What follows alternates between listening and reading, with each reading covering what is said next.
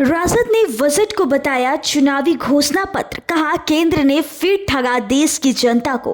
तो वहीं उप मुख्यमंत्री सम्राट चौधरी और विजय सिन्हा ने बजट को बताया जनता के लिए लाभकारी और राजद ने खोल दिया मोर्चा। बिहार के दोनों उप मुख्यमंत्री सम्राट चौधरी तथा विजय कुमार सिन्हा ने केंद्रीय बजट को जन उपयोगी बताया है। वहीं दूसरी तरफ राजद के प्रवक्ता ने बयान जारी कर इसे चुनावी जुमला बताया है। देखिए इस रिपोर्ट में तीनों के क्या कुछ बयान निकलकर सामने आए हैं।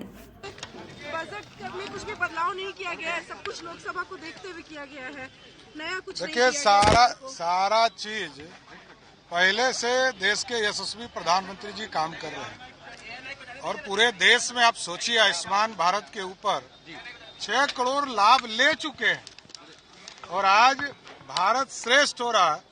उसमें पूरा झलक दिख रहा है कि बजट में सोलर पैनल लगाने का काम किया जा रहा है और 3 करोड़ बहनों को, जीविका दीदियों को एक तरह से लखपति बनाने का काम लक्ष्य प्रधानमंत्री जी ने लिया है।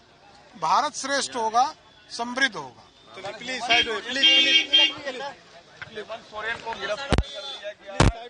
भ्रष्टाचार होंगे उनको जेल जाना होगा। जनता के हितों के खिलाफ और बिहार को जो चाहिए वो देने की बातें नहीं की गई। स्पष्ट रूप से इस बजट को व्यर्थ की कवायद ही माना जाएगा।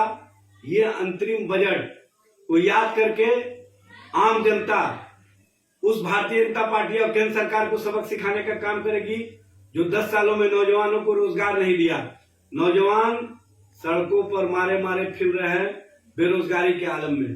हद तो यह है कि सरकार के स्तर से नौजवानों के रोजगार के सृजन के लिए कोई व्यवस्था नहीं की गई है। आम जनों के हितों के रक्षा के लिए कोई काम नहीं किए गए हैं और बिहार जिसको विशेष पैकेज या विशेष राज्य का दर्जा देने की बात लगातार की जाती रही है, लेकिन केंद्र सरकार हमेशा बिहार और बिहार के हितों के खिलाफ जाकर के काम किया है। इस बजट में बिहार के हितों के लिए कोई प्रावधान नहीं किया गया है। रेल के स्तर से जो आम जनों को रेलवे से फायदा होना चाहिए उसका कोई प्रावधान नहीं है। महंगाई को कम करने की दिशा में कोई कार्रवाई नहीं की गई है।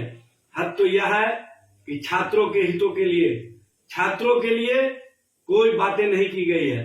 सिर्फ और सिर्फ बजट में जुमलाबाजी हुई है और आम जनता को भ्रम में डालने के लिए लोक लुभावनी बातें की गई हैं।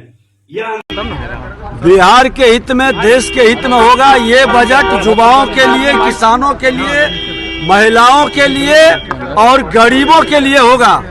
ये बजट हमारा 21वीं सदी का भारत बनाने का एक बड़ा आधार तैयार करेगा और बिहार के डबल इंजन की सरकार के लिए ये बड़े शुभ बजट होगा। झारखंड के मुख्यमंत्री